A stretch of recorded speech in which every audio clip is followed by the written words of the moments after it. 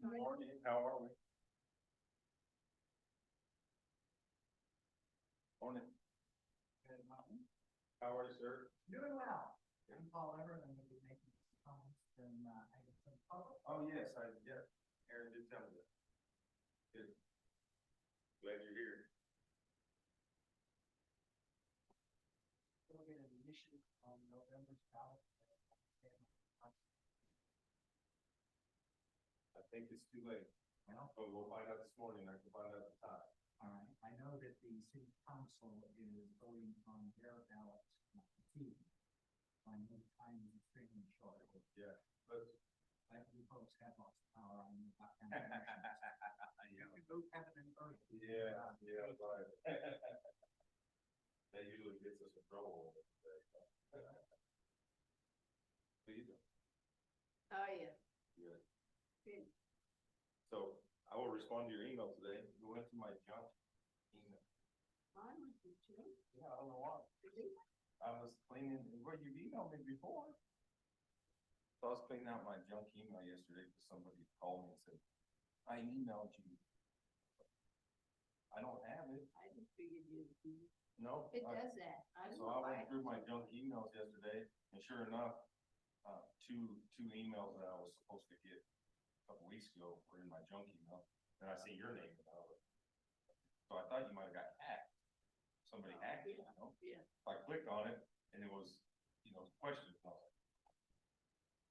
So, We never know. And Yeah. you are. no, yeah, That's what I said anymore with on my emails, my text, when you just said, let me know if you got me. And I need to, Well- sometimes you don't. the way you need it is it's, you can put that on the top where it says notify you when they open it, so then you know they got it.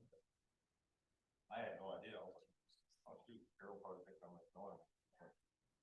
I'll forgive you. You will? Appreciate it. Since you did purposely throw it, Jim. No, I haven't heard it since I was over there. Morning, Darla. Hi. How's Aaron this morning? How are you? Good. I already erased it. I already erased it. No. You get your building up north? That's, CPW. Long time no see, Arloa. Yeah. Oh, yeah. No, Yeah. Oh, yeah. that was just Ronnie. Yeah, I thought about that. I thought, oh my God, I was thinking about that. Oh. Yeah. One that are building down north is all CPW. That's CPW. All right. Yeah, we haven't started. We're trying to recoup some last. Yeah. Well, Well, but that's what you. Mike Tartell's, we got to tear it down. Like, what we're really talking about. We didn't give anybody the. Terrible. Yeah, I'm struggling there. And everybody's so far behind. No, it's not. I haven't started on my sprint yet. That's true. I think that, yeah, you just have to learn to say, I'm sorry, I guess, I don't know what else to do. I mean, my poor guys have been working 6 days a week since the third week. And I'm further behind now than I was then. I don't know if I'm going to be about. And if I get my stuff together, I'll have a whole nother job. Maybe next year. Let's wait and see if he takes out more of the fence.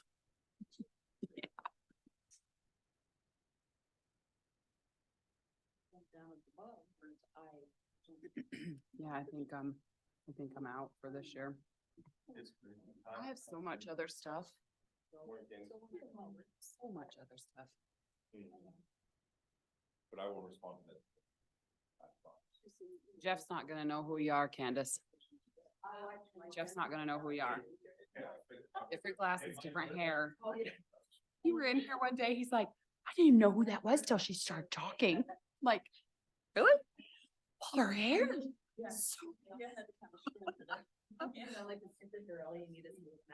Yes, yeah, how do you not know Clark Kent's Superman? Yeah, you had those tortoise shell glasses the other day that are a little bit lighter. I'm like, oh yeah, Jeff's not gonna be able to handle this. I had my hair in a clip. It was like super windy. I don't know. I was doing.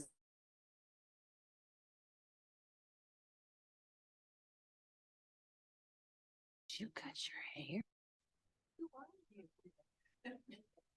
Oh, why would I do that? I did set an alarm off in the building last night, though. Did you? Yeah. From, Over Portside? yeah, who'd you hear it from? No, they were probably watching, we have a fire family.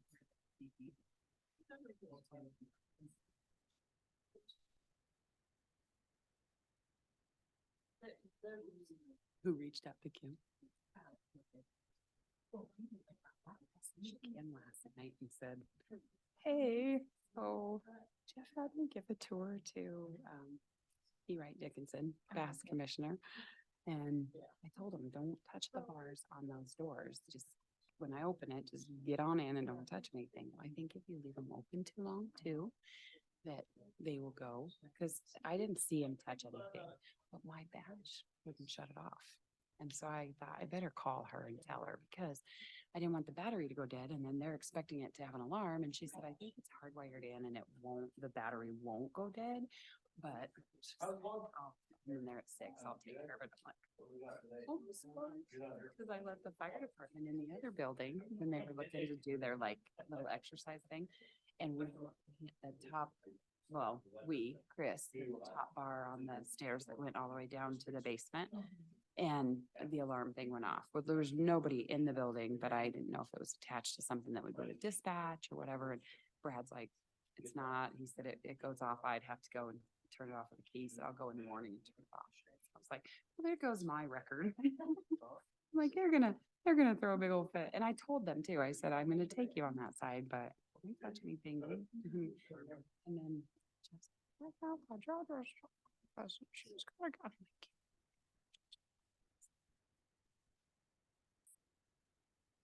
Yeah, gotta get right back. Yeah, understood. Cause I was thinking back, huh? Yeah.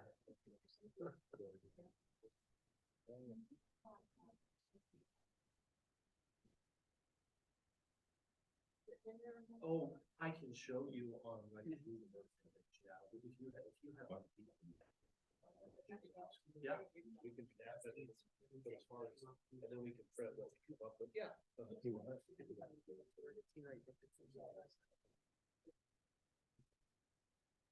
You did?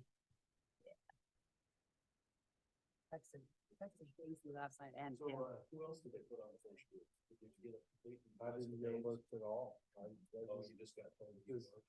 Yeah, I just, I did that morning, said, I know you were interested and I don't know a lot about it. Can I call you? Oh, well, that's good. I mean, honestly, that's good. He's got a way. Yeah. Tell him to talk. That's about fine. that. Oh, Because, I mean, Donald. Another alarm thing. Right next to. That's fine. Sam and Pat Greg's stuff both, and he's got a good perspective on the issues anyway. And honestly, Donald returns horses every year to Sandwash. Oh, yeah. So there's some backstory, yeah, Sandwash horses break into Donald's herd, and then when they round up for Donald's herd, he returns them back. And, there was like a big thing on Facebook this year with the Wild Horse Group that, thank you to some of our ranches for returning our babies, blah, blah, blah.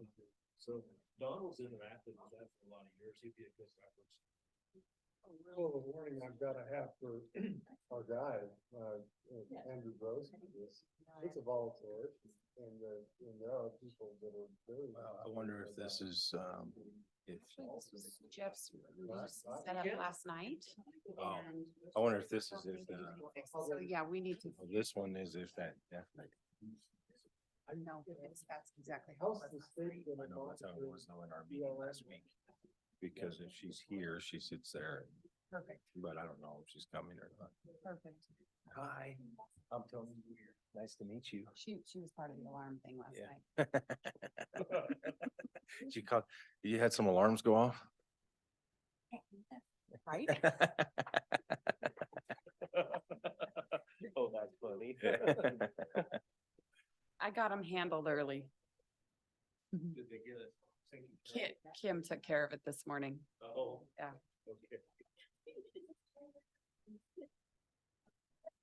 Yes, this is the special speaker. Except there isn't a microphone.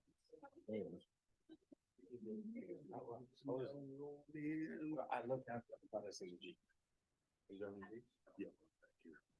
Oh, I looked out there, I seen a Jeep and I was like, oh. Maybe that's his bike right there.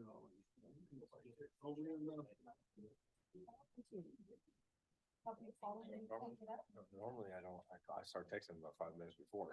Where you at? Where you at? Just making me nervous here. But you don't care. HR and asked Kelly, what time is it? He says 8:15. I was like, oh, I gotta go. But Donald, are you okay? You good? Are you good? You okay? Right, nine leaves inside, but okay. You would have, no, my cousin Chris was in. Oh, he does that? Yeah. Last night I was like, but hey.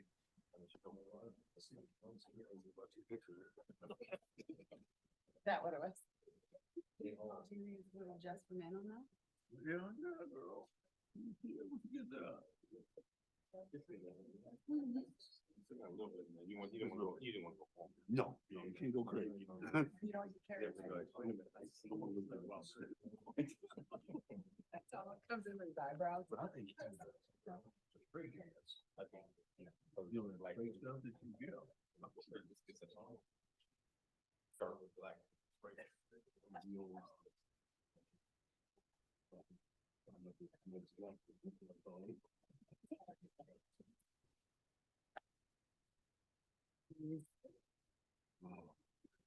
Funny.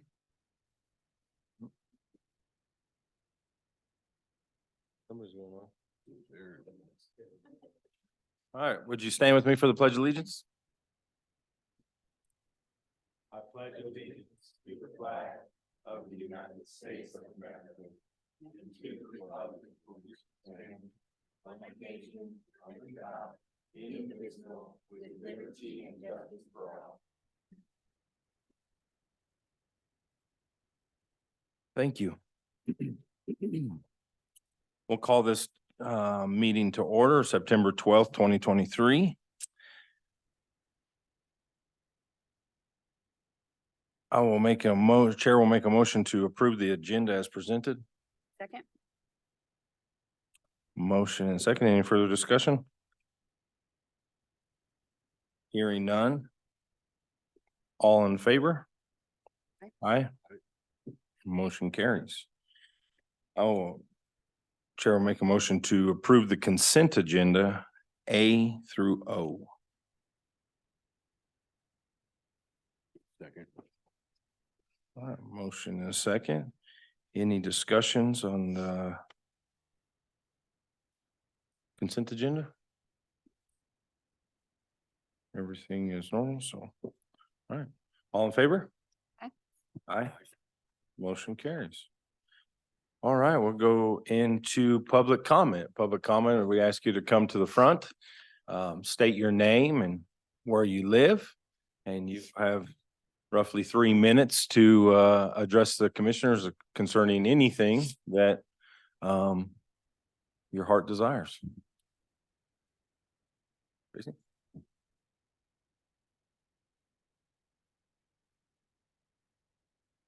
Tracy Winder, I live in Craig, America.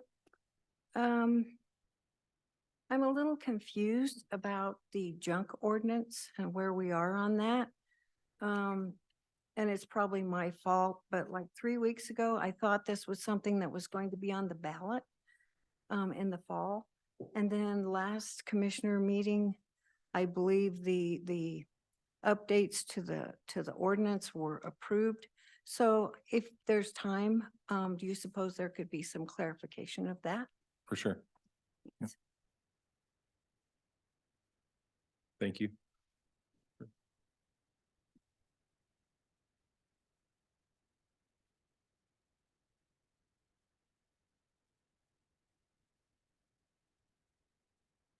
Paul Everett, live here in Craig.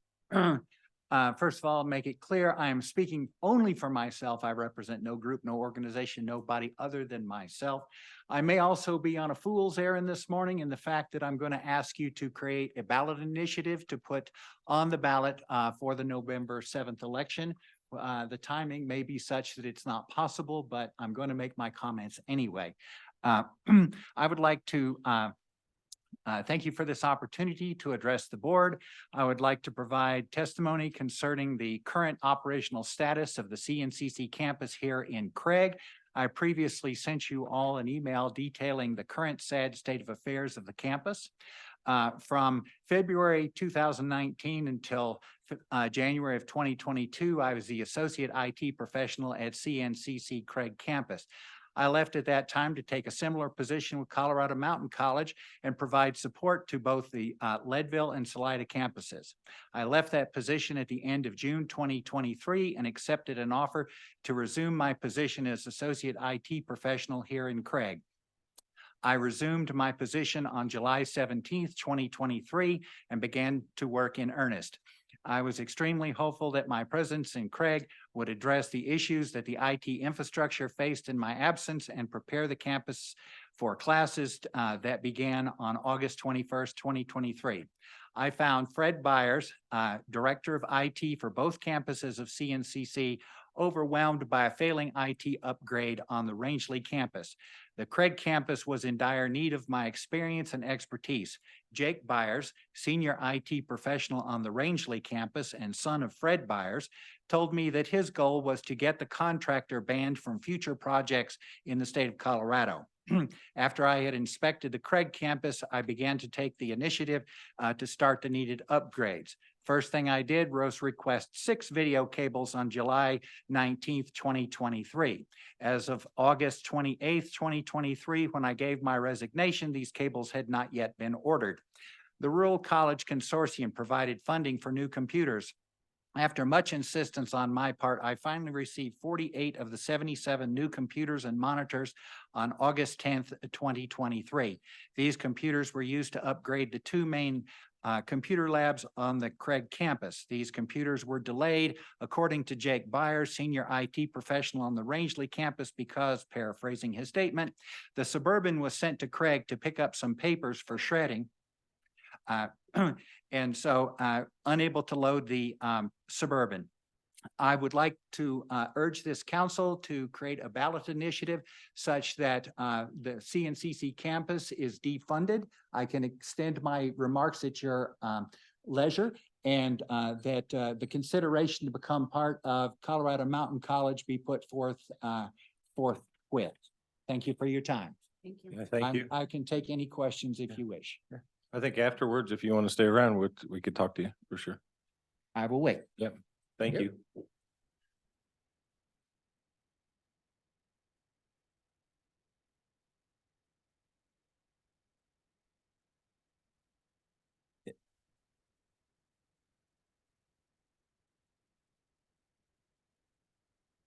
How are you? We'll wait till the alarm stops going on.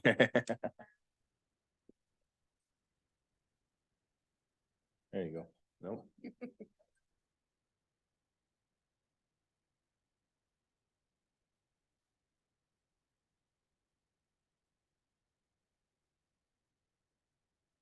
We have background music for your piece. There we go. All right, go ahead. Good morning, Commissioners. My name is Kim Gressett. I'm the new field manager at the Little Snake Field Office here in Craig. I just wanted to introduce myself personally. Yesterday evening, I got to visit with Melody and the rest of the county's land use board. And I just wanted to say I look forward to working with the members of the county as well as the community in administering your public lands. And we're glad you're here. Yeah. Thank you. Yeah, thank you. Nice meeting you. No, I have you on the agenda. Yeah. Anyone else for public comment?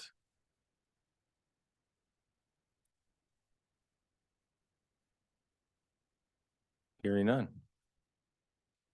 Please, so next we have Daughters of American Revolution, sorry, Constitution Week proclamation.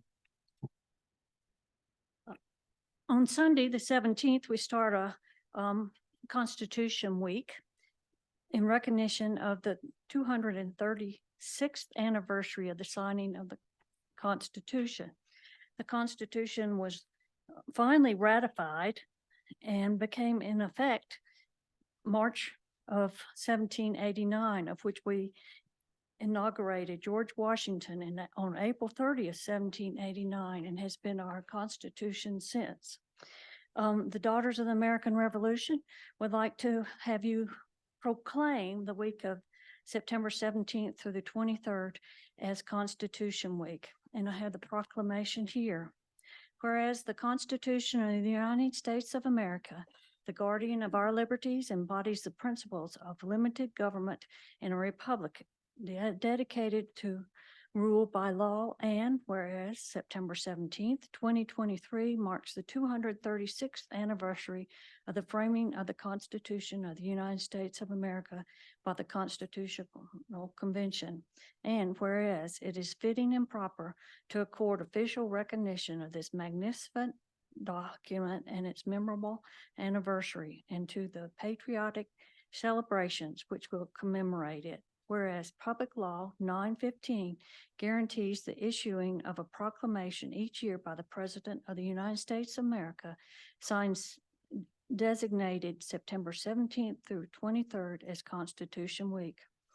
Now, therefore, I, Tony Boyer, Melody Villard, Donald Broom, by virtue of the authority vested in me as Commissioner of Moffett County in the state of Colorado, do hereby proclaim the week of September 17th through 23rd as Constitution Week, and ask our citizens to join the Augusta Walhaven Chapter National Society Daughters of the American Revolution to affirm the ideals the framers of the Constitution had in 1787 by studying the Constitution and reflecting on the privilege of being an American, and with the rights and responsibilities which that privilege involves. Vigilantly protecting the freedoms guaranteed to us through this guardian of our liberties, remembering that lost rights may never be regained.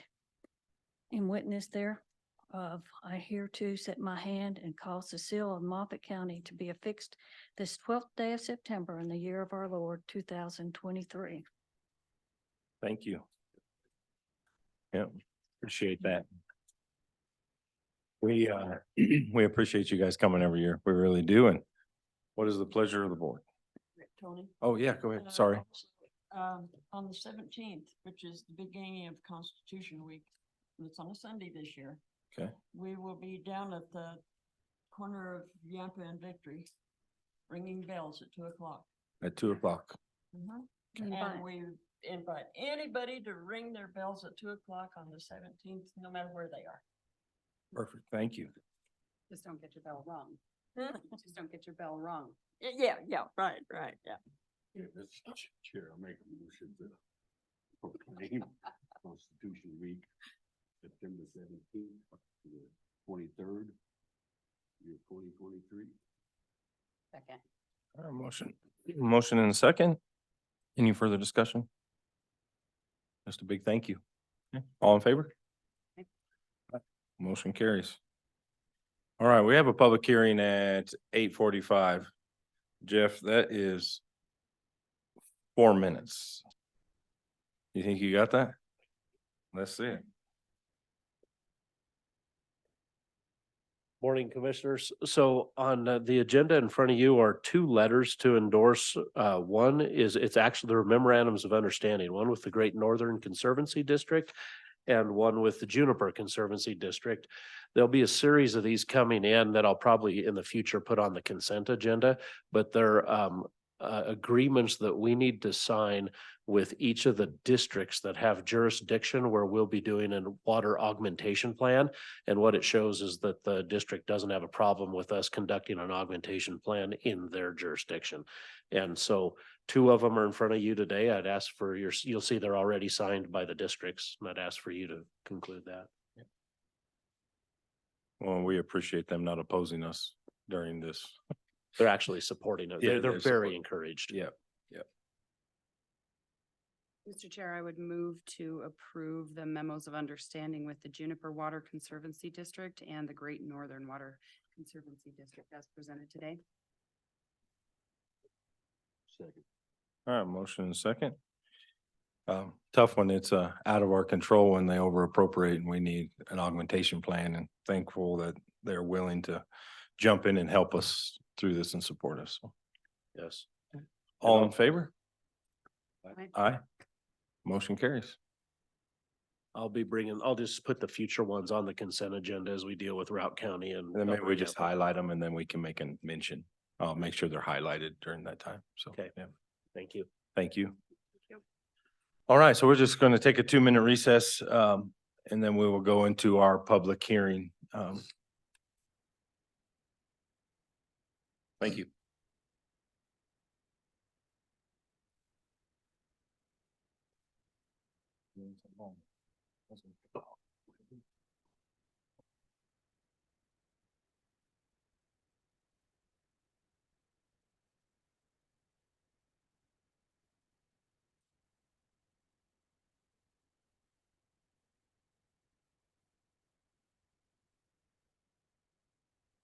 Not wrong, don't love that. Okay.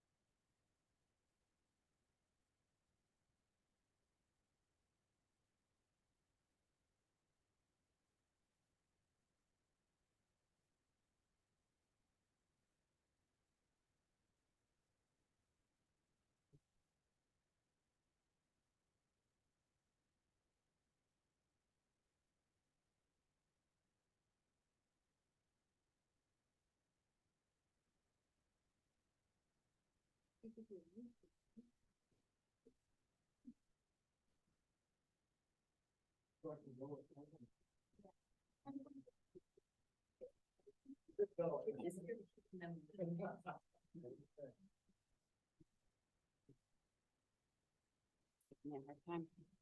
I think he's going to tell what's his name.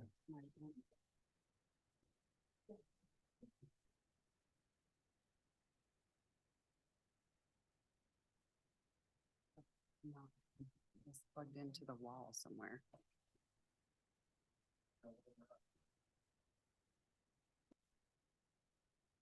All right. We'll come to section.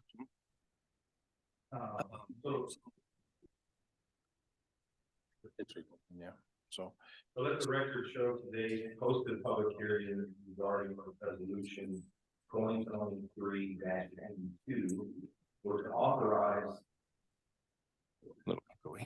authorizing the Monmouth County Board of County Commissioners to amend the Monmouth County International Property Maintenance Code from the 2000 version to the 2018 version. This agenda was advertised in the Craig Daily Press, August 4th. And then also a temporary use permit is what we're going into too, as well. Okay, is Coyote FED -T-223-02. And so this applicant requests use of oil and gas well pad to temporarily house drilling and completion field personnel in the development of 6 wells. Applicant anticipates up to 4 trailers and 2 office buildings will be situated on the pad. 3 potable water tanks and 3 sewer tanks will also be on site. This agenda item was advertised in Craig Press on August 25th, 2023. Just go over some highlights here. Once the public hearing has been declared, I will ask Candace Miller, Planning and Zoning Coordinator, to present to the Board of County Commissioners the request as submitted Once the presentation is complete, the commissioners may ask questions or make comments. I will then ask the audience if there's anyone who wants to testify either for or against. Any citizen of Moffat County may testify once the public hearing has been declared and all the information has been presented. For those who want to testify, you will be asked to approach the commissioner, state your name for the record, and you will be given 3 minutes to present your testimony either for or against. Erin Miller will be the timekeeper today. She will notify the Board of County Commission and the speaker that 20 seconds remain before your time is up. No decisions will be made during the public hearing. This is an opportunity for any of you to provide testimony in favor or in opposition of the proposed request. The commissioners have the option of asking questions or answering questions related to the topic during the hearing process. Once all testimony has been heard, the public hearing will be declared closed and we will go back to the regular session. I will refer back to the board for discussion and a decision on said proposals. Okay, so we'll declare this public hearing open, and if Ms. Miller and Becky would like to come, we'll probably do one at a time. We'll probably, instead of both of these, we'll probably do one and then come back out, vote on it, and then come back in and do the next one, just because they're not related at all. So we'll start with resolution 2023-82.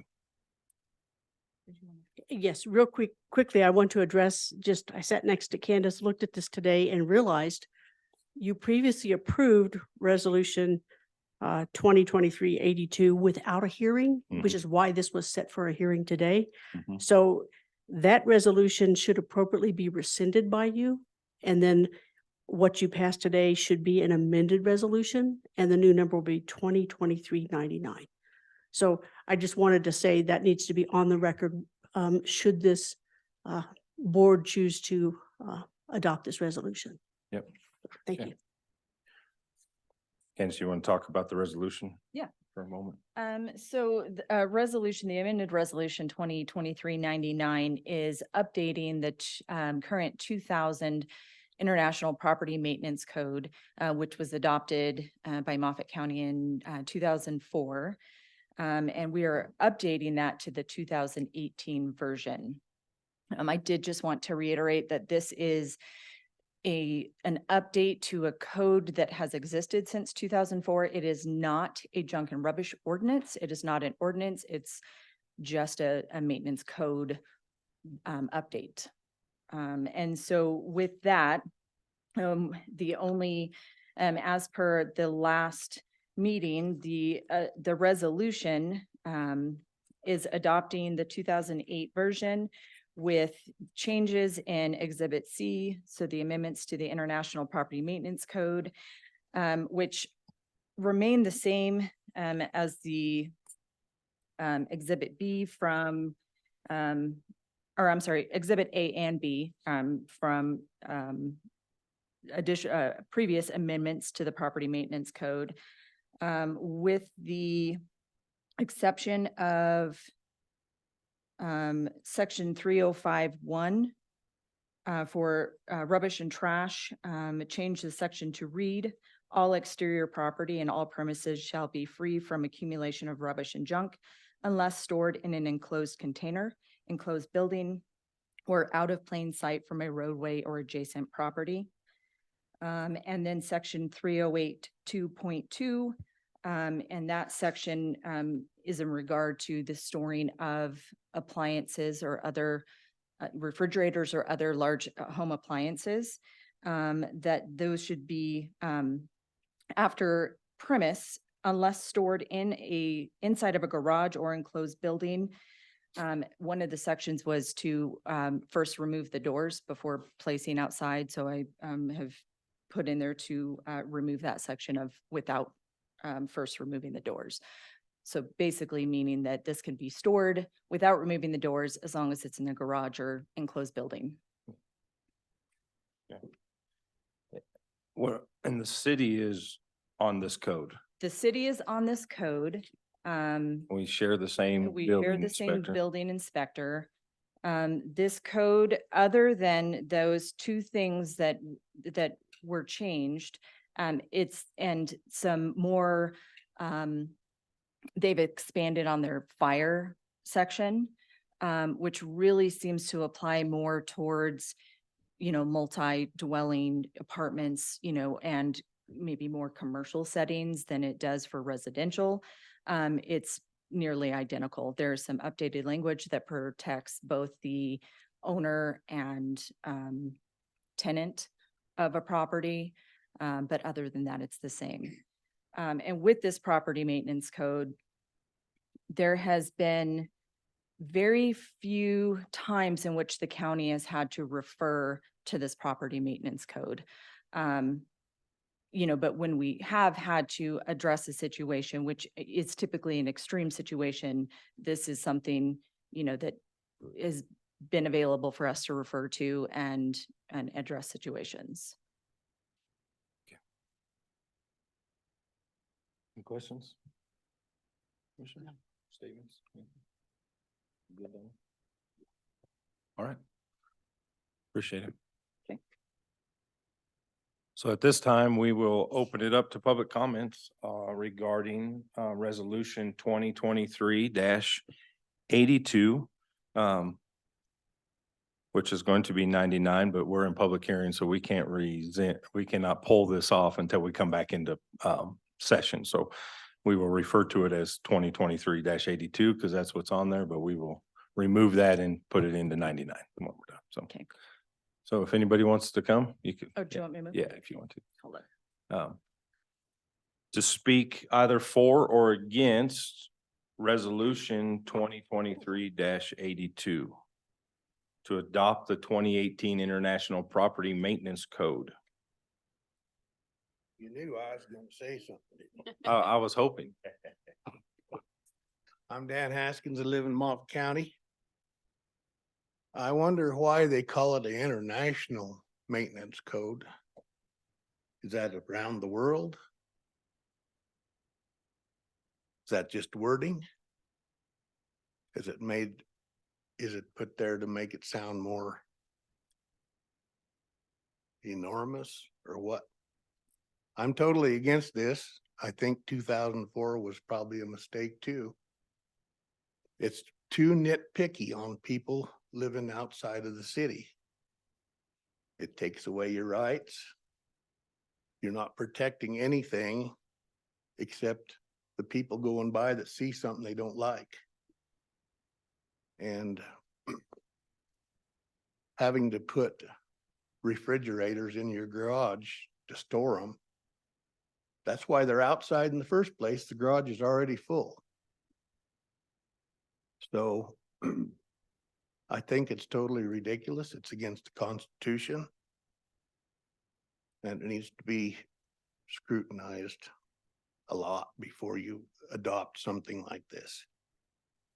That's all I have to say. Thanks. Thanks, Dan.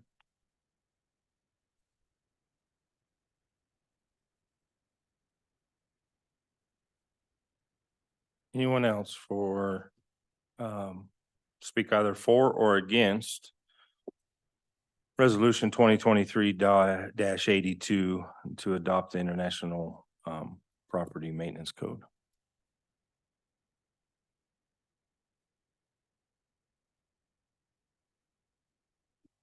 Allison Adair, I'm here in Moffett County.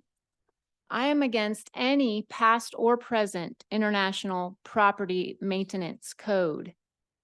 These codes are unconstitutional. They take away our personal property rights. Just as the Daughters of the American Revolution stated in their statement, our rights taken away are difficult to impossible to gain back. You need to think about what you're doing here. And you need to think about what's already been done. Maybe they all need rescinded. This is a big problem.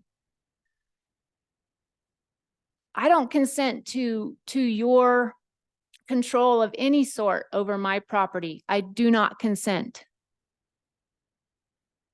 Thank you. Anybody else?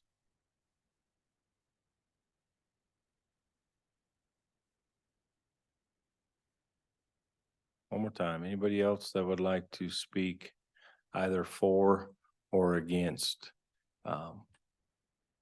the resolution 2023-82? Going once.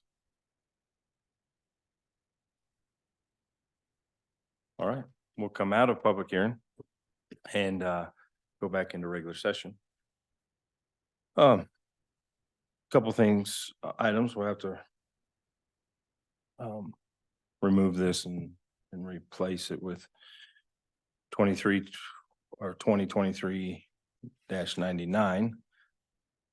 I will say that the majority of the book is building codes. There's building codes on that, on the maintenance code. And so I think that, you know, there has to be some kind of outline. We've never enforced anything. And I know it's been stated in the past that, well, if you start something, the next people can come and do it worse. But let me just reiterate, if we don't do anything, they can come and do it worse. And so why wouldn't you take a little bit of the step there? But I will lean to the commissioners to see what their pleasure is this morning. I just wanted to state, I've had several people approach me on this as well that weren't able to come this morning at 8:30 for public comment for a meeting on a Tuesday morning, who have not been in total opposition of this, and that they appreciate the opportunity to have some kind of assistance when the encroachment of others has impacted their property as well. And now my time's up. So I look for a motion to rescind resolution 2023-82. I make a motion to rescind resolution 2023-82. I'll second. Okay, any further discussion? We jumped the gun on that, I will say. I apologize for that. Let me, well, after this motion, you can, yeah. All in favor? Aye. All right. Okay, the motion is removed. I'll let you to Dan, go ahead.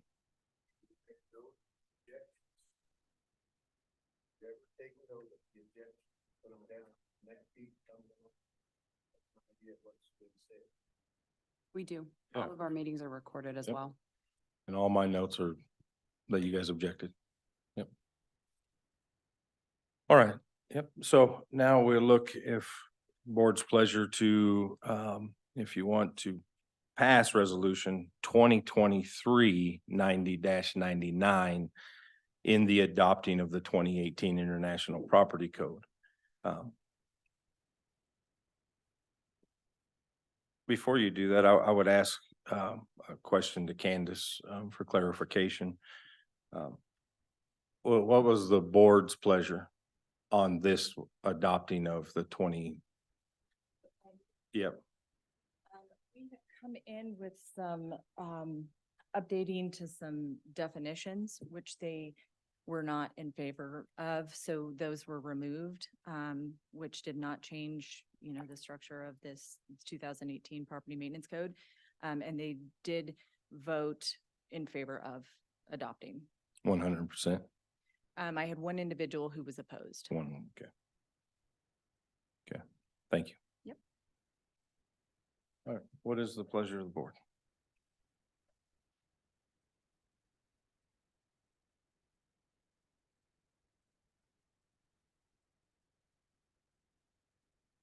Here, I make a motion to approve resolution 2023-99.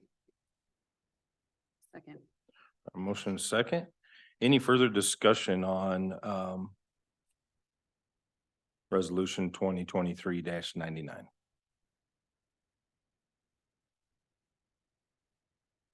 Hearing none. So all in favor? Aye. Aye. Motion carries. We're gonna go back into public hearing regarding Coyote FED T-23-02. All the same rules apply here in a moment, so we'll go into public hearing now. Okay, so the applicant is actually Anschutz That's what I and was- it's Coyote FED. Okay. And so they are currently Oh, I got you. working, they have some drilling operations happening in the kind of southern point of Moffett County. They are looking to add, and I just wanted to correct, so they said 2 office buildings. They're not going to be office buildings. It will be trailers that are used for office purposes gotcha. for staff. So they're not really going, just wanted to clarify that. So this is a temporary 12-month use. It really will only have people on site from 9/1 to January 27th of 24, and then again from July of 24 to November. So this will allow them to house those individuals who are on site overseeing these wells for those 2 time periods. It's all temporary above ground, and once they're done, they will move out. And this was approved by the planning board.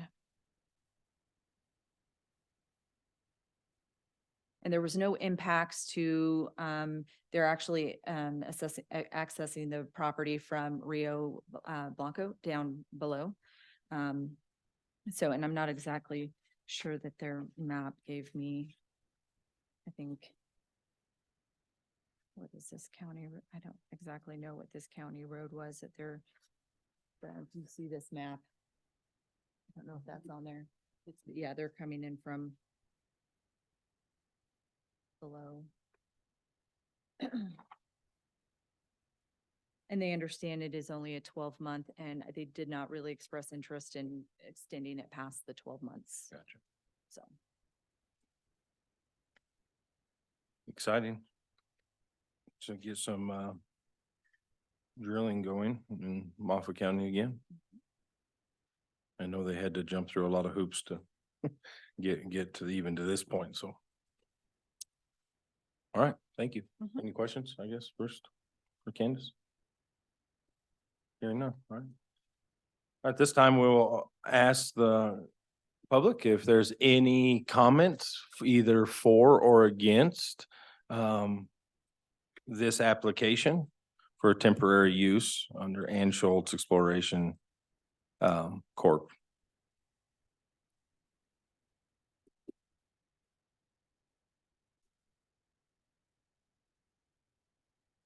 Anyone either for or against that would like to testify? One more time. Anyone for or against? Okay, hearing none. We'll come out of public hearing. Go back into back into regular session. What is the board's desire? Mr. Chair, I would move to approve the temporary use permit T-23-02 to Anschutz Exploration Corp. as presented. Second. Okay, motion and second to approve the temporary use permit. Any further discussion? Hearing none. All in favor? Aye. Aye. Motion carries.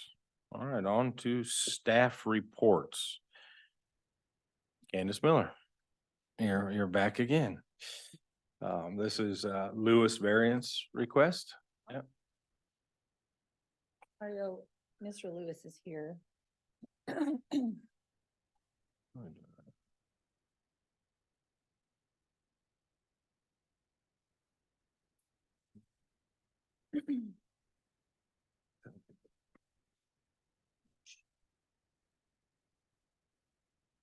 How are you?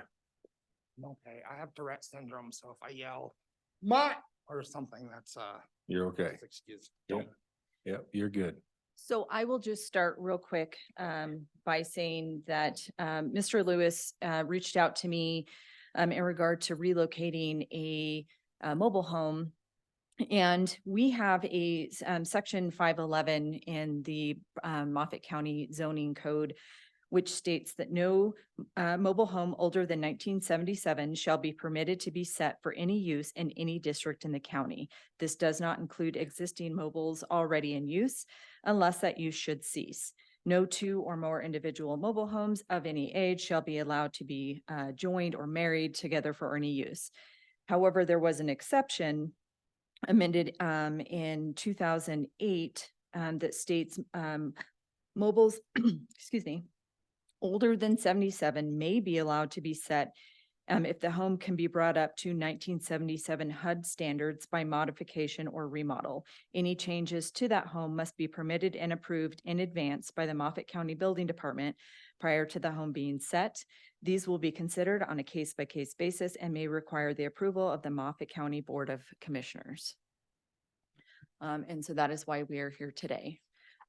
So I have provided you the letter that was sent to Mr. Lewis, as well as an email from Marlon based on his inspection of the mobile home. And so now is Mario's turn to tell you what his plans are, what he's doing here. There's your letter. Sure, Mario Lewis, disabled veteran. So basically, we want to move up there. We're having a hard time making it. My wife has a business, but right now we don't have the space to make any kind of money on it. And so she needs more space and she needs an actual store location, a commercial. We get a block don't ship to us that are ready to fruit. And it's like a third off if we have it shipped to a commercial residence. So we want to have it there. We have our other house, which is just too much house for us. When the economy was good, we could do it. It worked. Now we just can't afford it. And it's, it's hard. And this place was free. I had to, get a lot of stuff to, in order to get it up there, we're going to have to do a lot of stuff. But I've already paid $23,000 for the, I guess it's a leach field and the septic tank. And for a cistern, the cistern was already supposed to be installed by Roto-Rooter. All this was by Roto-Rooter. But they're my neighbors right down the hill and we're contemplating getting city water. He's looking into that and putting the money for the cistern into that. Either way, by early spring of next year, we'd like to be at a spot where we could actually move in there so that we could just rent our house out altogether and provide more housing. I think that housing is at such a premium now. It's such a shame to throw away a house that, quite frankly, I mean, the only real things that's a big issue with it is the windows and replacing the windows, and that's not going to be too hard. I know Marlon sent me a letter saying that there's no structural issues. There's no real reason aside from the things outlined in there. And I do have a new water heater. Well, it's a 2019, it's a remodel water heater. And I'd have bought a new furnace anyhow, because it was, 45 years old. So, yeah, it's not the best, but we're just not in a, we're single income and it's fixed income disability. Fucker, don't. And it's just not hard, not feasible for me to continue in the situation we're in with the economy the way it is. And so we'd like to move up there. It's more land. It's almost 4 acres. So there's plenty of space to do whatever we need to as far as like live in one area and then have the business location up front. Most of it's on a hill. But the house there, I understand there's laws like 2000, the 77 law, but there's also the spirit of the law. And the spirit of that law is to make sure that the insulation isn't asbestos, to make sure the piping isn't some sort of crazy stuff that they had that went crud, to make sure that the wiring is not aluminum, and none of that is there. The only issue there, he got on the roof and checked. It's a good sturdy roof. So, I mean, I don't see any real reason why, we shouldn't be able to do this to open up more housing in the community. And, also to help us because we're struggling. And I think a lot of people in the community are, and I don't know what else to do. So. Would you tell them about your business? Tell them about your business. Yeah, it's the mushroom mission. We've had it since 2020. We grow gourmet mushrooms for anybody, but generally most our market is in Steamboat. We sell them at the Community Agricultural Alliance. We've done farmer markets and stuff. It's just not big enough to do anything. So, I mean, some people who are like, you know, vegan and that's like a thing, you know, they're more popular than the average person, plus they're specialty mushrooms. You know, you can go get portobello and button mushrooms cheaper. These are, you know, different flavor, different stuff. So it's definitely a niche.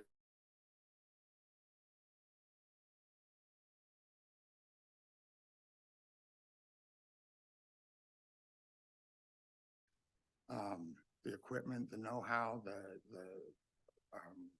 connections. So I think that, you know, I just, we don't want to lose money on the business. You know? For sure. And we also, as far as electricity up there, I have the money for the electricity to pay on it. They originally told me it was going to be 32, and then she said it was going to be 43. And then I got the final thing, it was almost 46. So I'm like a couple hundred shy of that, which I will get on my next payday in about a week or so. And then I'm gonna go pay that. The thing I got from Yampa Valley Electric, you know, is good for 60 days. That was getting power to your Power, property. Yeah. yes, right there. Because there's a power box there, but they have to put a meter. Don't! They have to put a meter there, and then they have to plug it, and they have to supply the wire because I guess, you know, they gotta make sure it's exact what they want to run the electric. So all I have to do other than get a house there is dig a hole and put sand in it and a pipe. Yeah. You know, and that's it. Everything else is paid for, done, hook up. I mean, it's paid to hook up to the house, you know, so I don't see why we wouldn't. The only thing we're waiting on the drain on the, what is it, drain field, leach field. On the leach field thing is they have to design that. The state has to make an appointment. So that is later this month. So in a week or two, they're gonna come design that, and then Roto-Rooter's gonna go ahead and start installing it. 'Cause I mean, we're gonna put a house up there either way. The problem is the next best house, other than this one that's free and it's here and it's right there. The next best one that I could find was 30,000, and it had leaks all over. I mean, and most of them that are for sale are for our price range is trash. And this one that's feasible to live. I mean, it's almost to the point where it wouldn't take more than, you know, a few thousand to really get it up and set up the way we need it. So I guess with this conversation, just for me to be clear on everything. You plan on getting all this done that Mr. Marlin asked you to do on this paper? Yeah. Yeah. Okay. I mean, some of the things I don't understand why, like at one point he said I had to have a backup mobile home to put in. I don't know if that made it on the one you guys got, but, I mean, I understand most of the stuff is pretty reasonable, you know, Right. make sure that the siding's good. I'm gonna do that anyhow. Replace the water heater. I got a new one. Replace the furnace. I'm gonna do that anyhow. It was an old furnace. You know, the windows, I mean, one of the windows needed replaced of the 3 bedrooms, you know, because it is a 3-bedroom. One of the windows needed replaced anyhow. So the other 2, it's just 2 windows. And I don't know exactly what else. I mean, I think the hardwired smoke alarm and carbon monoxide doesn't seem hard. I don't know what, you know. I don't see that on here, on his ask. I think all that he's asking are things that you're gonna do Totally anyway, reasonable. right? Yeah, with any right. house, I'm gonna do it regardless of what this is. It's just like, do I have to pass up this opportunity where I have to move a quarter of a mile down the road, you know, because it's literally, I can see it from my property. It's right there. Yeah. You know, so it's everything there is totally feasible. I don't see anything that's, you know, unreasonable. And this don't have nothing to do with moving it. I mean, he doesn't need to get this done before he moves it, or he can move it, but he can't occupy it. Right. I believe that's what it is. That's right? the way I read it. It said That's the way I before you understand can move and occupy, because, you know, it said, or, if it had said or occupy, I would think it was or, but whereas it said and. So I don't know. Which, and I know Marlon's good to deal with. I would hate to put windows into a trailer or do some of this stuff and then move the trailer and it cracks, you know, I mean, some of that stuff. And I get, on the other hand, if you move it and you, don't do it, then you're already moved in and set too. I mean, I get where he's coming from, but I think he's real good to work with. And, I mean, I totally agree with your, and I like your way you stated it. There's a law, but then there's a spirit of law, right? And I totally agree with that, right? So appreciate that.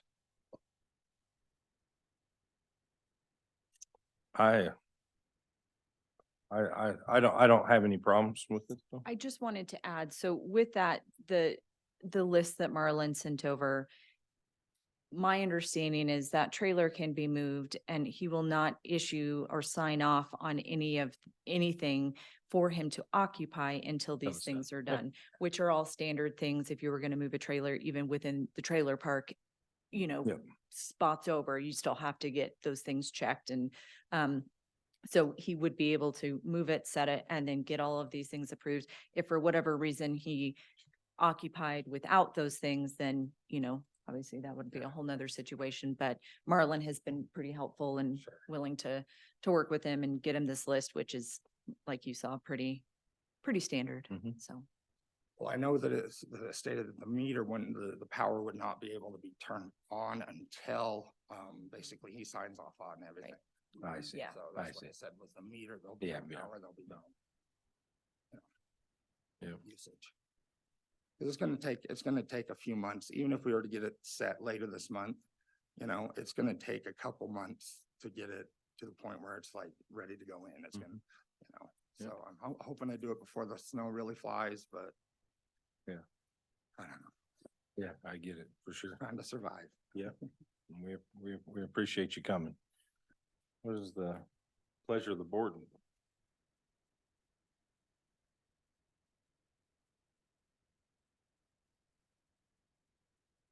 We have a number that we have to refer to with this. It's not a resolution. Just approving the request. So, Mr. Chair, I would move to approve the Lewis variance request on the condition that the items are completed that are in front of us today.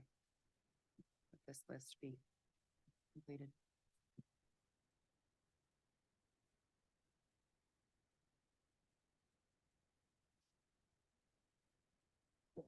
Okay. Motion and second.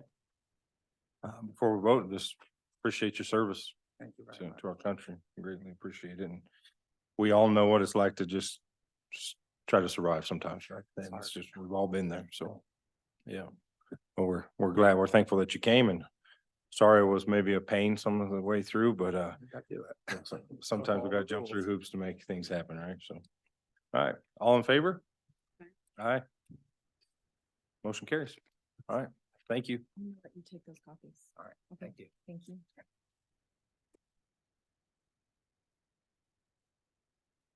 All right, so now we will move to item number 4, Office of Development Services. That's Candace Miller next to it. Library carpeting, replacement bid recommendation. So, You should just have a seat up here. If you just want to sit right here, we'll just go put your. that'd be name. great. So we went out to bid on July 11th to replace for a long overdue replacement of the carpet at the Moffett County Library. Bids were submitted on the 6th, and we received 3 bids for this project, which was pretty exciting. We received bids from you'll have the bid tabulation in front of you. So Office Outfitters based out of Grand Junction, TLC, which is obviously local, and then SGLC also submitted a bid.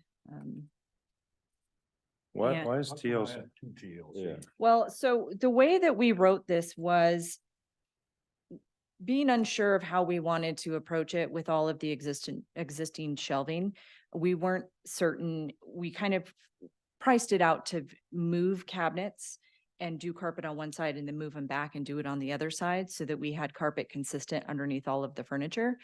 And then the second part was to just go ahead and carpet around the existing shelving without having to move it all, which means unloading all of the books. So utilizing the library staff as well as the facilities staff to unload all the books, make sure that they're stored safely and moved over, or just carpeting up to the edges. I did learn in walking the property with these 3 vendors that there is an option to use jacks to jack up the shelves where they are, put the carpet under and drop them back down with having to take very minimal off of those shelves. And so we kind of priced it out differently. TLC was the only one who gave us 2 separate prices. The other ones kind of stuck with the same price no matter what we do. So. Yep. And so obviously our, the price, it's very close with TLC, on their lower price was, that was based on doing it in 2 phases with moving the shelving. But kind of based on our conversation, I believe that would just be going up to the existing shelving. That's replacing any of the, adding the base, trim around, as well as any of the thresholds and where that carpet would meet any other existing flooring, because we do have some areas of carpet that will not be replaced. This is going to be the main, library as well as the children's library.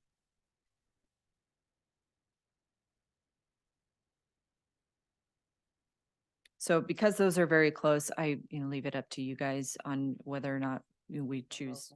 Yeah.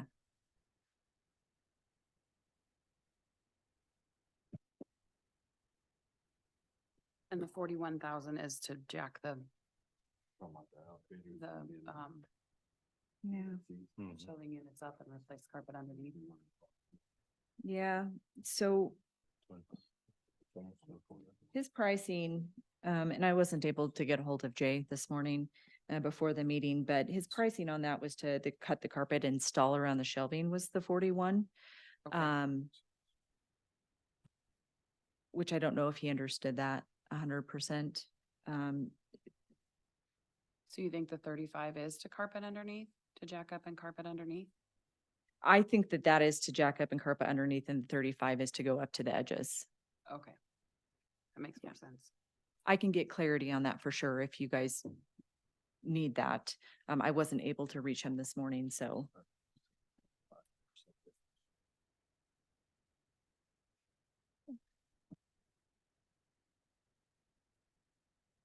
Yeah.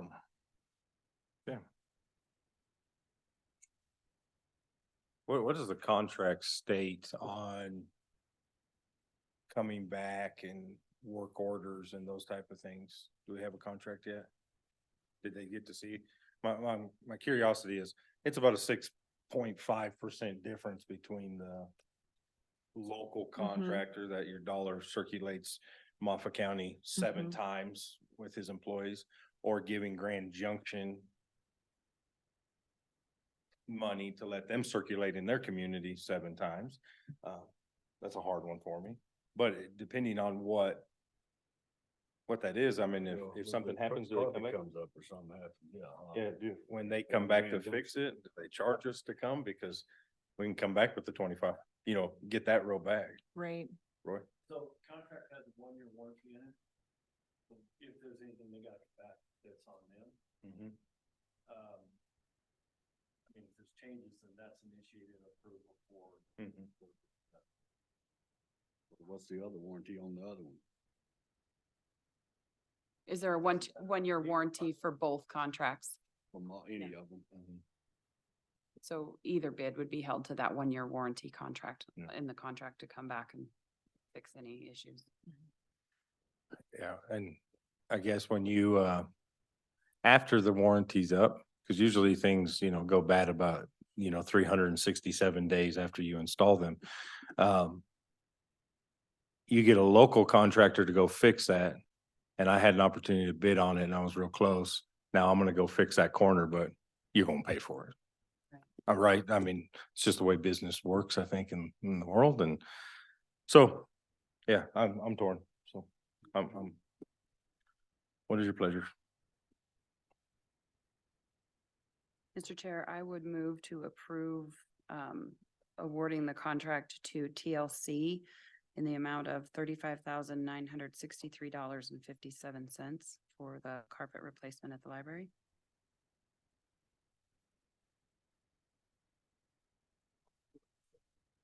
Okay. Motion in a second. Is there any discussion? Just recognizing that it isn't the low bid, but it is a local. Yep. And for the same reasons that you stated, they're supporting our local activities, our youth, their employees are spending that money back in our community as well. Yeah, TLC is a big sponsor when it comes to kid programs and just everything we do, so. Mhm. Okay, any further discussion? Yeah, all in favor? Aye. Motion carries. All right, number 5, also Office of Development Services, Roy Tipton.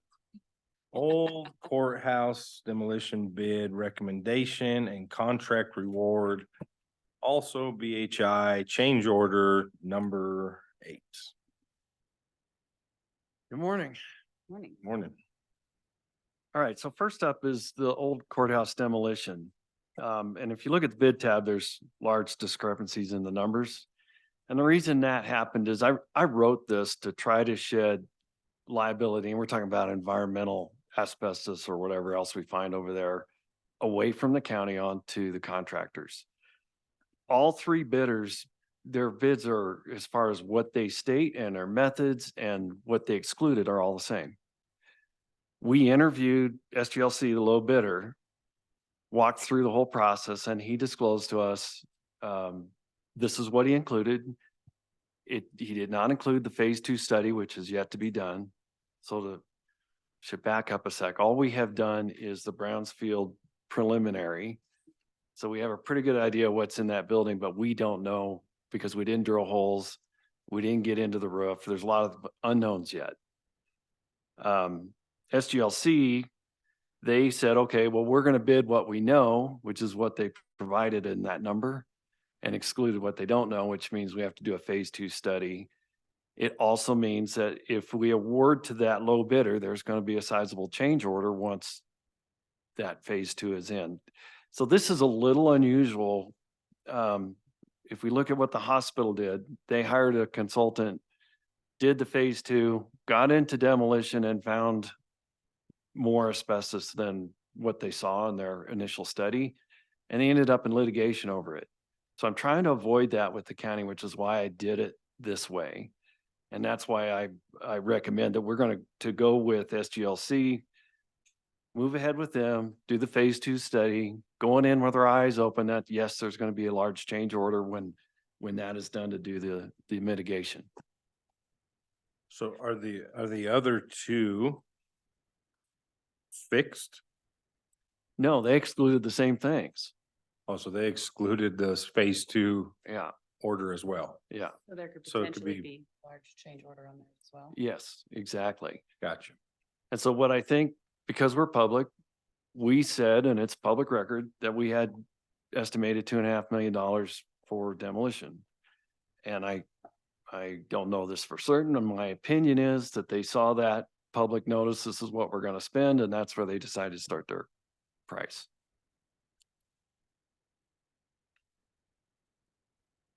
So the 2.6, 2.9 are with just phase 1. Exactly. We would still have to pay for a phase 2 study Yes, because it's not going to be in the contract. exactly. Okay.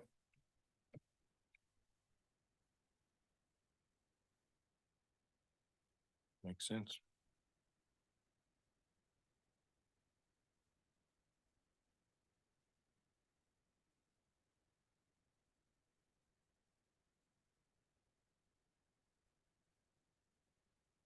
I should also say, and when I say a large change order, I believe that we're gonna be done with this whole project for around 2 million by the time we're all done with all the environmental issues that are gonna come up. So we're still gonna be under these other bidders at the end of the day. Yeah, we have about a $2.1 million difference between the low bid and the middle. Yeah, it's a big spread. So that even if we were at 2 million, we're still under Yes. what the other two bids would be.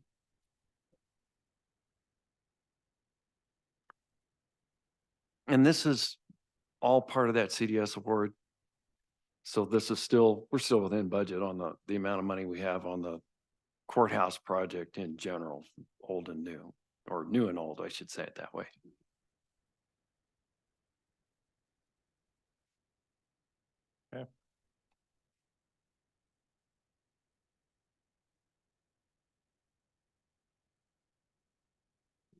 Mr. Chair, I would move to award the bid to the recommended SGLC Consulting in the amount of $493,492. And I'll do a second motion for the contract. Okay. Motion second. Any further discussion? So there will be a phase 2, right? Yes. And on the phase 2 side of it, there will be a not to exceed, right? Yeah, then we'll know the numbers. As long as it's really tough. So the air quality stuff is really tough. They'll have an air quality, the state will inspector as we're taking it down. So as long as we make sure phase 2 gets in to everything. Because it's really hard. I mean, as the building comes down, if they find anything, they're gonna shut us down. You're gonna have to mitigate it and then get back to work. Mhm. So there will still be, it'll be hard for them to give us a completely firm number when we get to phase 2 because of that. Okay. Okay. Any further discussion? Hearing none. All in favor? Okay. Aye. Motion carries. So then the second part of that is, Mr. Chair, I would move to approve the contract with SGLC Consulting in the amount of $493,492. Okay.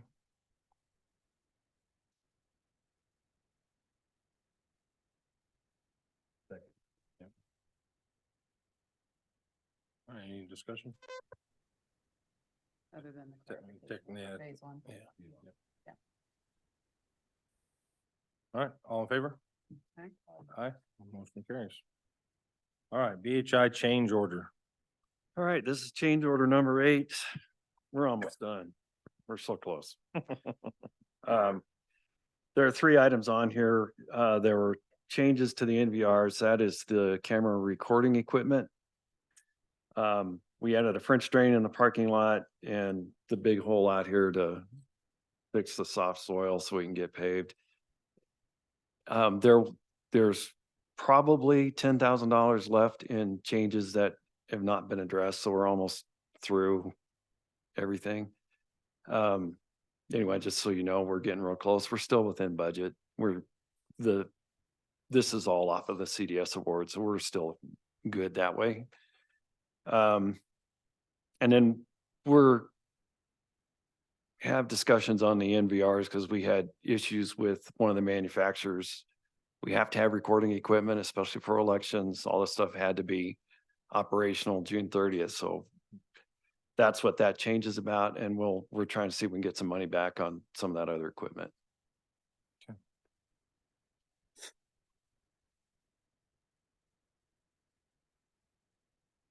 So what's the total of that? The total is $109,599.04. Yep.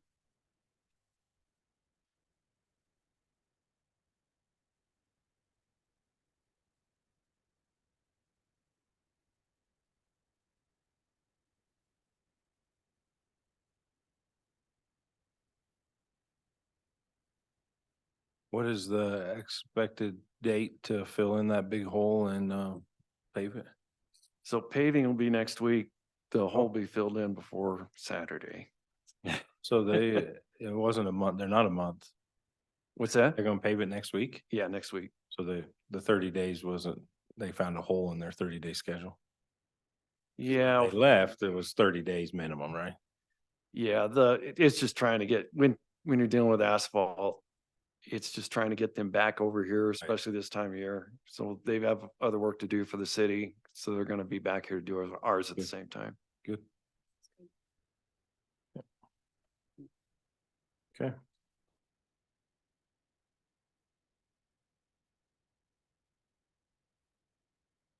What's your pleasure? Mr. Chair, I would move to approve the BHI change order number 8 in the amount of $109,599.04. Second. Motion second. Any further discussion? Hearing none, all in favor? Aye. Motion carries. Thanks, Roy. Thank you. Glad it'll be filled back in for the dedication ceremony, Yeah, even if it's not paved. it'll be filled in. All right. Clerk and Recorder's Office.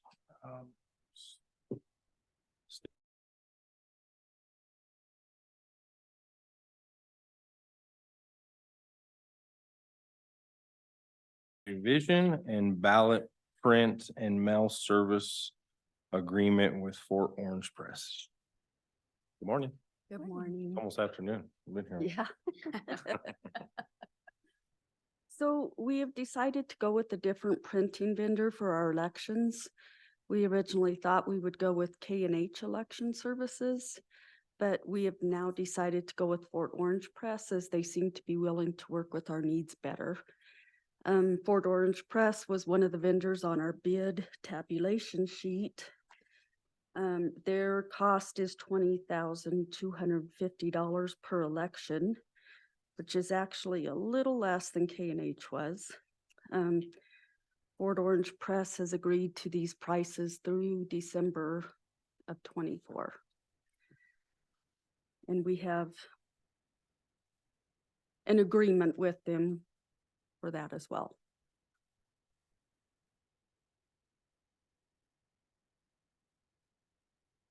Okay. What is, so we approved K&H, right? Correct. Prior. And So we what want to was do a what's the big revision. differences? Just curious. The big difference is why we want to change. Yeah, after we approved one to go to the next. They just, The reason is K&H was asking for things that we could not present to them at this time. Their demands were, we could not meet them. They needed files that we have not been able, we do not have right now. And we won't have for another week or so. Fort Orange was better, better met our needs. They are working with us on the calendar, on their calendar. And we can meet their needs, opposed to K&H.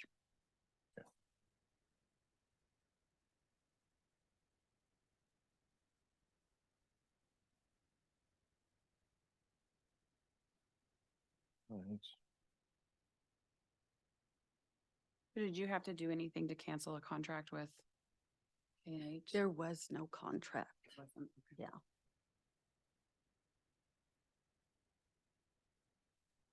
And that's why we decided to do a contract or an Got a agreement contract with Fort Orange? with Fort Orange. Mhm. You What's do have that? a contract. Yes. Yeah. And that'll need signed as well. I believe you guys have a copy of that contract. And that's been reviewed. Yeah.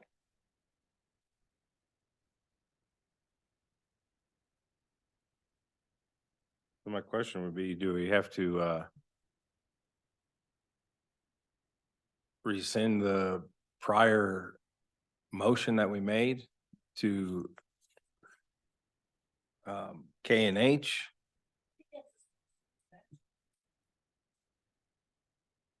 We approved an amount. Yeah. So we could just, yeah, we could resend it and then come with a new motion, all in one motion. Yeah, all in one motion. Yeah, okay. Okay.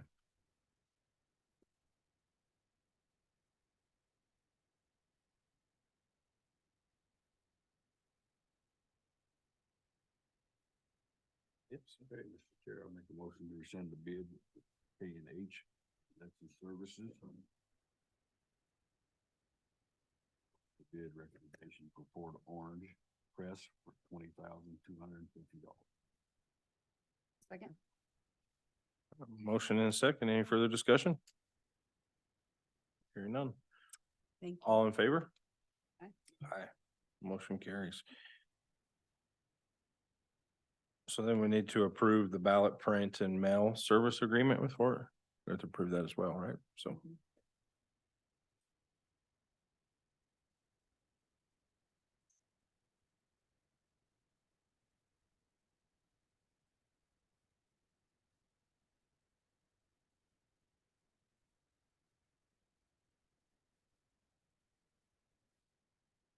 I would move to approve the ballot print and mail services agreement with Fort Orange Press for $20,250. I thought that was 17. Yeah, I think it's seven. There's a setup fee of $2,750. So the total would be $20,250, correct? Correct. So the whole contract is that? The contract includes that 20,000. Does it not? Oh, okay.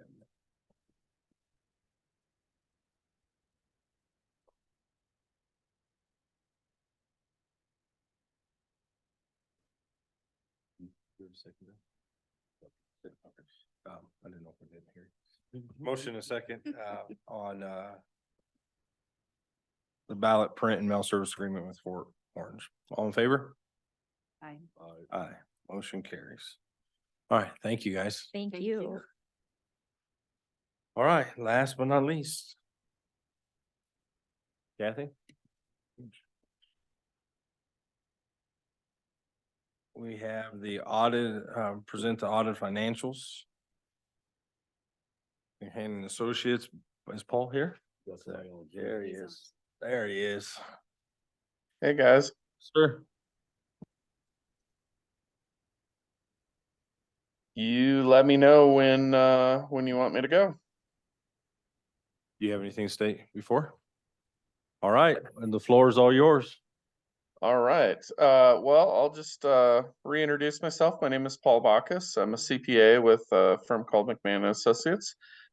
We are a bit of an unusual CPA firm. We don't do any individual income tax work. All we do is financial statement audits, including about 300 different governments. And I think we audit 15 to 20% of the counties in the state. I love your new building by the looks of it. I haven't had the chance to be there yet, but hopefully soon.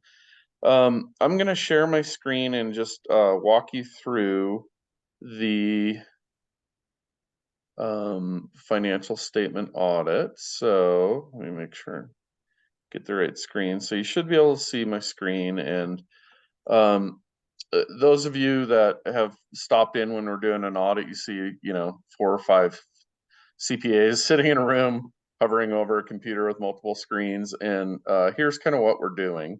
So an audit consists of planning, fieldwork, and reporting, and I'll just give you the highlights.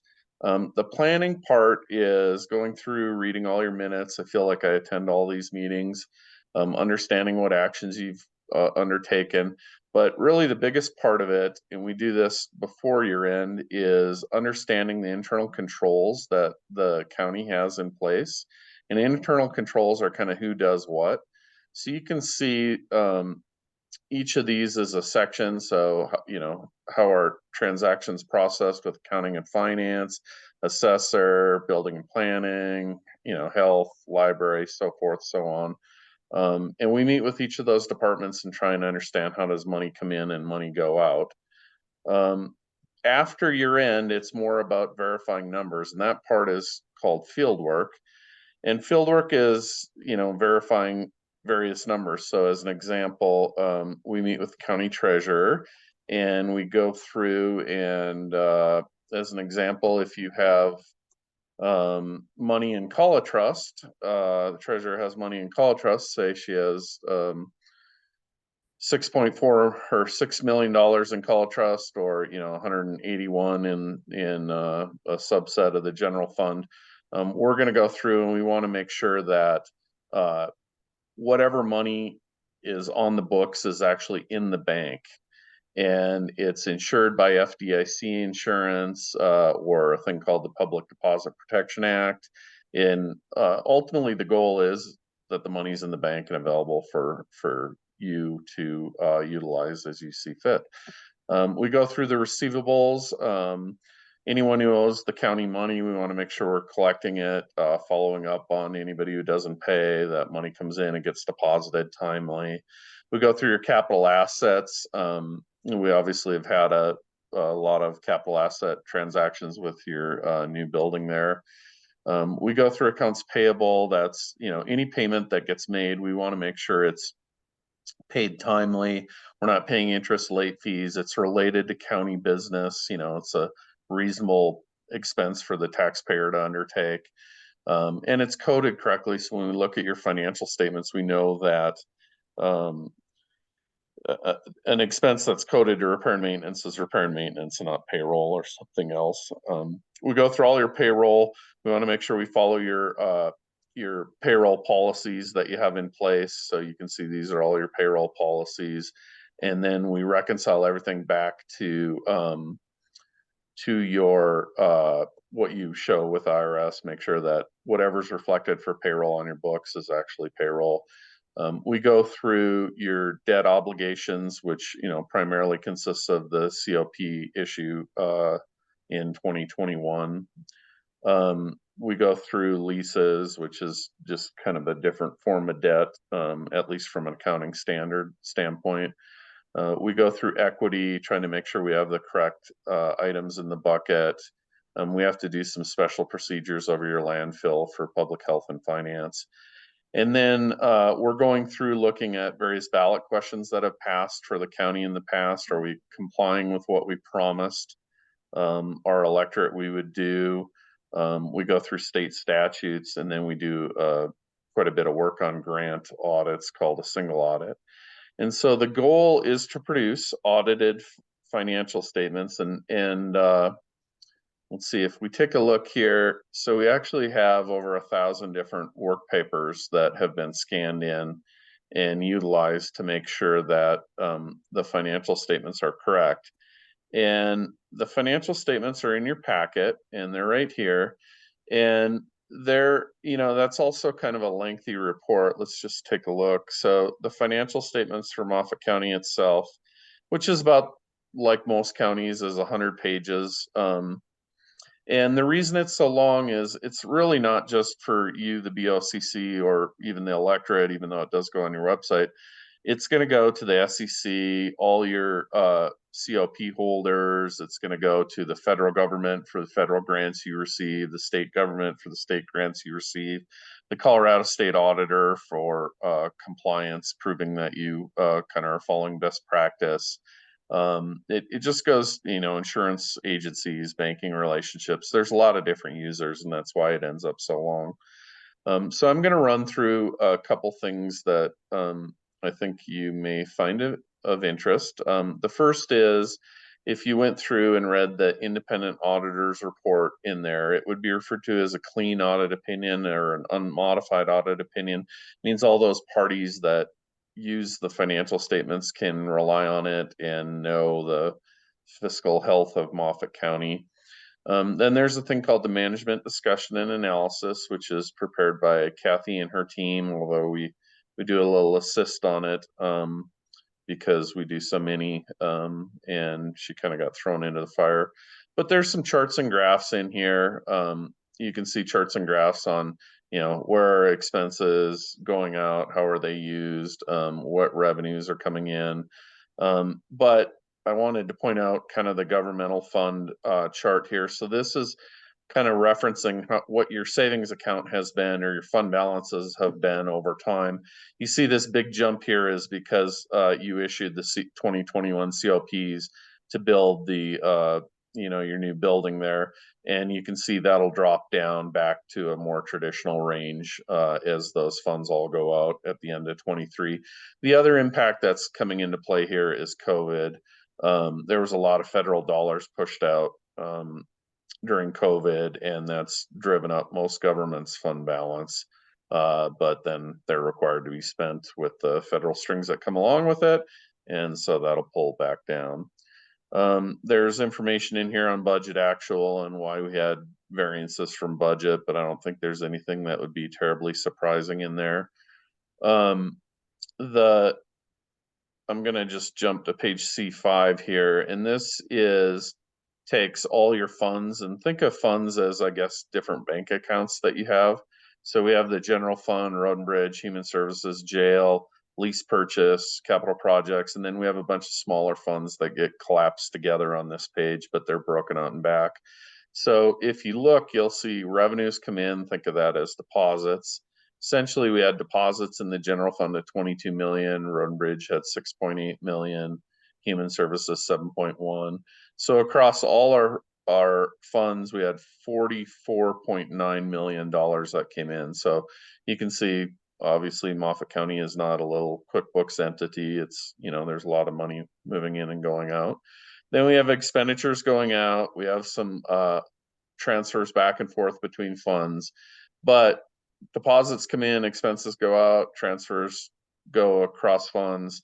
And you see this change in fund balances, the third line on the bottom.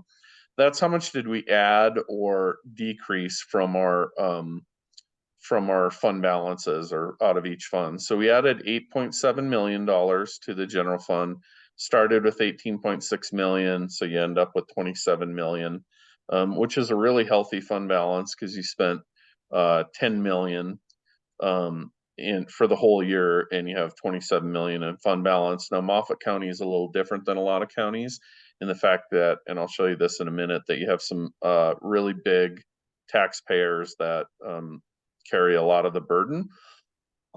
Excuse me. And when you have that, it's, obviously prudent to carry higher fund balances. Road and Bridge pulled down 995,000 of their fund balance, or used that. So they started with 14 million, ended with 13. Human Services basically broke even. Jail fund had a little decrease of 315,000. The big change in here is 14 million that was utilized for the new building that you're sitting in now. So we started the year with 24 million, the majority of which came from those COPs. And he ended the year with 10 million, and that'll get pulled down further in 2023, 2023's audit. So in total, we used 6 million more than we pulled out, but the majority of that relates to the construction costs. There's additional information in here that I'll just point out. There's a thing called the footnotes. We do have to include the Memorial Hospital as what's called a discreetly presented component unit, means kind of off to the side. So we work with their auditors and their finance team to get their information and include that in here, although it wasn't included in that $44 million number I showed. There's information in here on the Tabor amendments. And you can see in 95, there was that question approved by the ballot approved by the electorate. In 16, there was this question. So we want to make sure the county is always complying with what you promised your electorate you would do. Where is your money held? You have very safe, secure investments, and nothing terribly unusual. It's all AAA or AA, whether it's U.S. Treasuries or C-Safe, Call a Trust. And then you have some things called repurchase agreements, which are also very safe and secure for the ones you have. Who owes you money? There's some information on that. What fixed assets do you have? You can see here's the construction in progress on the new building, and then that'll fall into the building category next in 2023 when it was completed. Here's transfers back and forth between funds, and then there's some information in here on long-term liabilities. So the long-term liabilities, as you can see, we have the 21 million that was issued for construction of your new building. We paid 160,000 down on that, but that'll start decreasing really in 2023. We have some capital leases, about 300,000. And then landfill closure, the EPA and Colorado Department of Health, we have to actually make sure that we're setting aside money to close that, and you are. So we have about a $2 million obligation to monitor and track closed portions of the landfill and portions that you're putting in waste right now. We have to make sure we have enough money set aside there. Compensated absences, which is a fancy word for all your employees accrued sick and vacation. That's a liability at the end of the year, which is again very typical. And then when those COPs were issued, there was a premium on them. So there's a little liability there that we have to account for from an accounting factor. So we have 27 million of kind of long-term debt. And then this is when the majority of that will be paid off, which is really your COPs and your capital leases. We basically pay roughly 450,000 a year in principal, 841 in interest. So you have your payments are really consistent, 1.2 million, we'll call it, each year. And then these are 5-year increments. Moffat County is, compared to other counties, is very debt-free. You don't have much long-term debt at all, which, accountants tend to be pretty conservative monetarily, and I think that's a good thing. I mentioned you have some primary taxpayers that make up a big portion of your revenue. I don't think this is any surprise, but 60% of your property taxes are paid by 10 taxpayers. Here's your top 10 taxpayers, so along with their assessment. So I know there's when you have a lot of dollars tied up in top 10 taxpayers, it's really prudent to carry higher fund balances, which Moffat County is doing. So I think that's good. We did have some funds that went over budget, and there's some kind of reasons why with the transition in your finance department at the time, but not anything that would be surprising. And then included in here is various budget actual statements that just show, how much you spent, how much you budgeted in here. And then the last section there's two other sections in here. One is the local highway finance report. So CDOT uses the audit to make sure you get your local highway finance money. And so we have to include that. And then as I mentioned, the federal government uses it for grants. And so the very last thing in here is called a schedule of expenditures of federal awards. And that details how much federal dollars Moffat County got, which was essentially a little over $8 million in federal funds, $10 million in federal funds last year. And then we have to do certain procedures on that to make sure that that you continue receiving those funds. So that's either a quick or a painfully long presentation of the financial statements. And I do have a letter that I want to go through with the board, but I thought I would stop here and see if there was any questions, or if you want me to continue on and go through the letter. Questions? Yeah. Continue. Yeah, thank you. Okay. So, this year was a little different because we had we changed horses in midstream with the finance team, and took over with Kathy, and I've worked with Kathy in the past, and it was great to see her again, and I really appreciate all of her help getting those 1,000 documents that we have sitting in here. It's not a small task.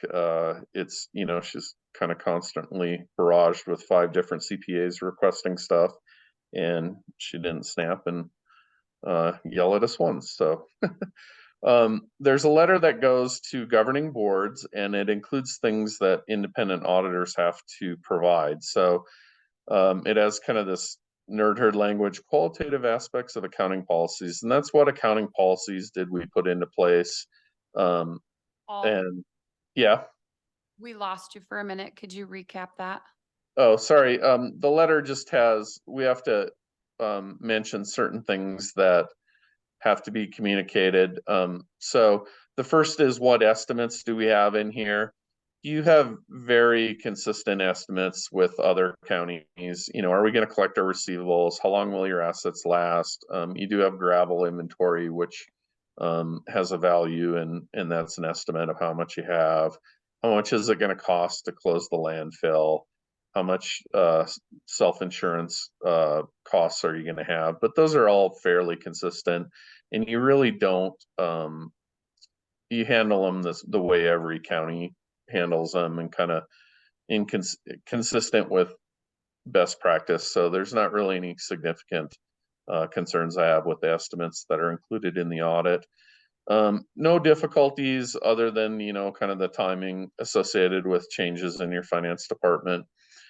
We do have to report changes that we made from when we got the audit to the final audit, and you can think of those as kind of journal entries or changes to your software once your database once we got them. So those are bulleted out there of kind of changes that we made.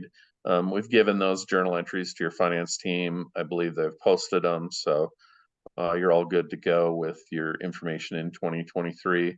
We didn't have any disagreements with management. That was good, but we did have some concerns with internal control.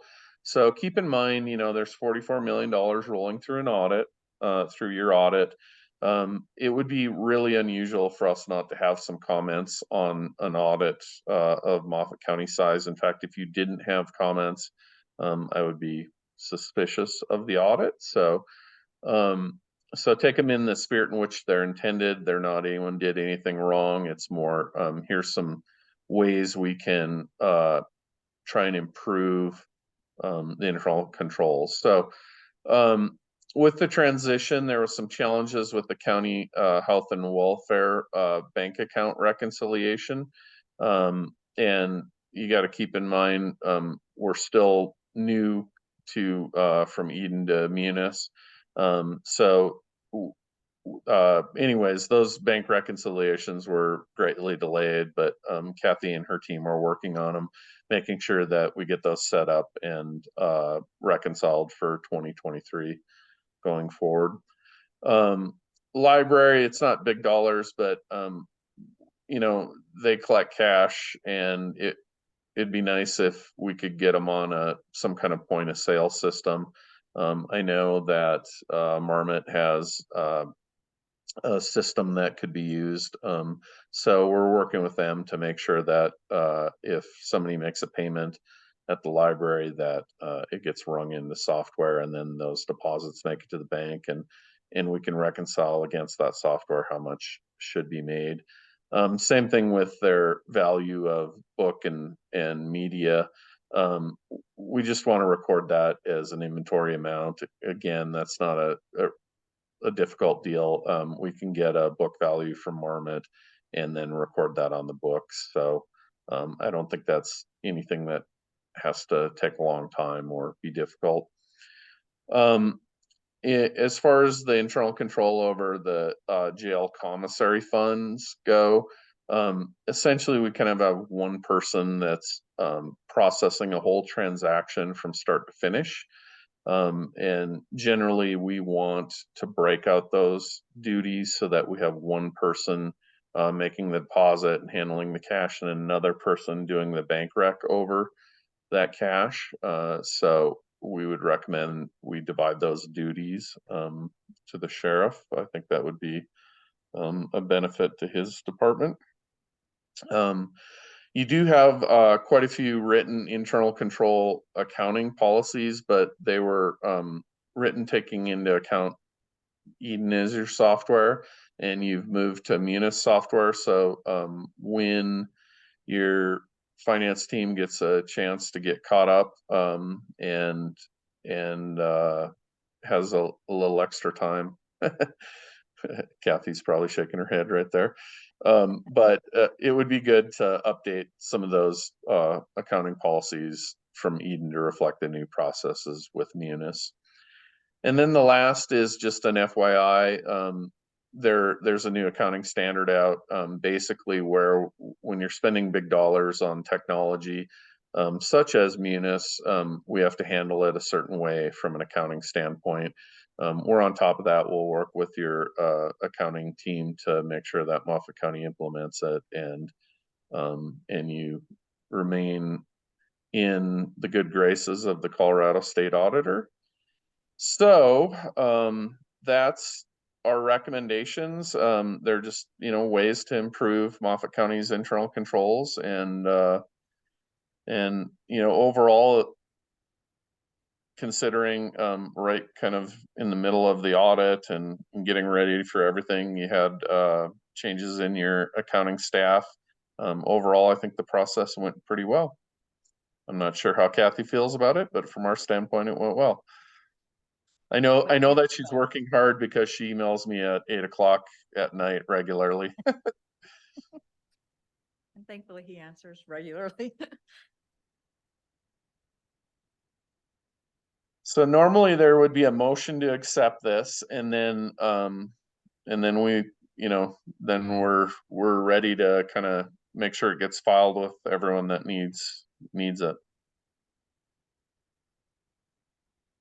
Okay.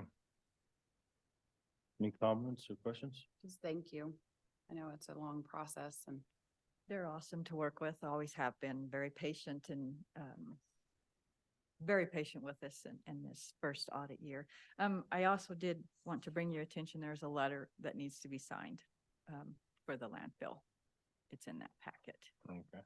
So that we will submit to the person mentioned. And I know this is the first year and all that. When is this normally done? June? May? So basically statutorily it has to be turned, well, the statute says June 30th, but the state auditor says it has to be done by June 30th, and then you have a month to give it to the Colorado State Auditor, so July 31st. And then you can apply for an extension to to September 30th. So Moffat County applied for that extension, and it has to be basically issued by September 30th. Or next year we'll be in June. Yes. With after Yes. getting the ball rolling and stuff. Yes, Yeah, historically that's when it's been for the county. Yeah, that's what I was thinking. Which I understand, new processes and new all that stuff. It just, from a budgeting standpoint, for the next, you're in budget season now and getting that. I was just curious if I couldn't remember if it was May, June, or July when we finalized. Yeah, typically it's, or historically, and my preference is to get them done in, basically have them done in May, get the report issued in June or July, and not request the extension, but we work for you guys and kind of follow the timeline that you guys set for. Yeah. And our goal is also to move it up into the regular timeline. Totally understand, right? Understood I get it. Questions? No? Okay, you have any statements, Kathy? No, just thanks to McMahon Associates. They're awesome to work with and very helpful in transitioning us. Mm-hmm. Yeah, appreciate your office working so hard and diligently answering all the questions, and staff and doing all that. It's a big job for sure. And we appreciate it. So we would make a motion to approve the audited financials as presented, I guess, if you don't have any changes, if the commissioners don't have any changes.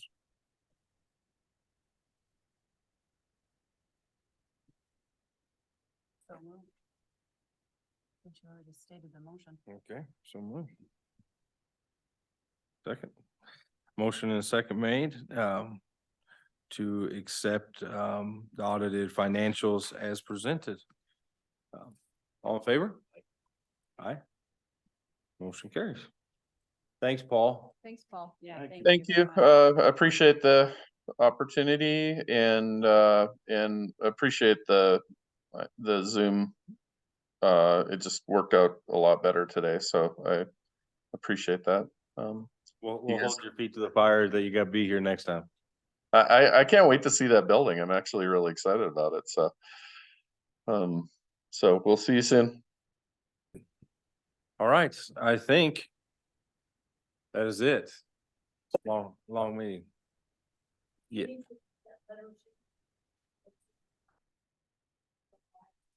Yeah, it's not on the agenda. Is it approved as part of the packet, though? If it's part of. Yeah, that's it's what I Part of the think. packet that they had given us. Kathy, is that letter you're wanting me to sign or us to That's sign? The packet. But is it part of the packet? Okay, so it was approved in the packet. So it is part of what we approved. All right, let's get out of here. Meeting adjourned, thanks. Get very far. No.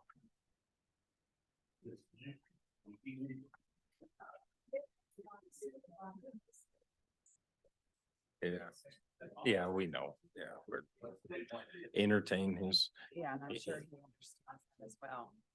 Anyway, yeah.